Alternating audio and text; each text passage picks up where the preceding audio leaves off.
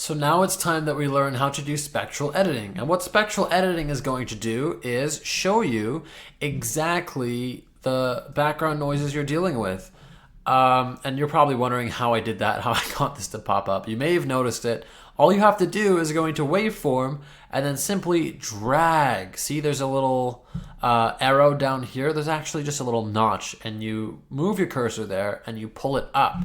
Just like that. Just by being able to go flip, people are going to be surprised if they've never used Audition before. You're going to look so pro just because you've done that. So definitely just pull that up. And what this is doing is the deep orange areas that are like fire are going to show you where a lot of the background noises are, where a lot of the where the volume is coming from. Listen to this. In a 10-meter sailboat. If we move to here, we're going to notice a lot of louder noise, I promise. So you have a theme song.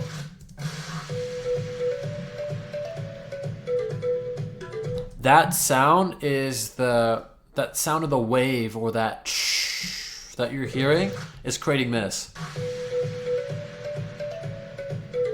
That's what's creating that orange. And if we look even closer and we zoom into the track, we can see where all of it's coming from.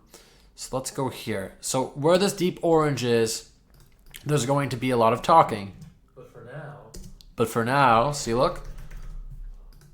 But for now, there's no noise here. he says he's happy. See that? He's happy. Really happy. That's what spectral editing is showing you. It's so much better than waveform, where only shows you the sound. This is going to show you where a lot of the vocals are coming from, where some of that background noise is, where all the wind is. So you'll know exactly where to apply those effects.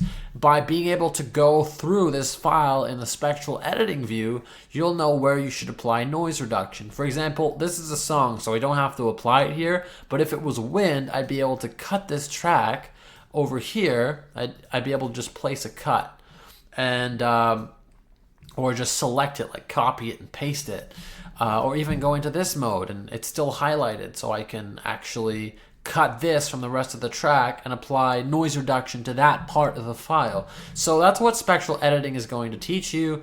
It's a great thing to use. It's going to help you a lot. So definitely do use that spectral editing. And yeah, it's definitely going to help you with your video productions, but it will also help you when you're making recordings with a microphone. Good luck.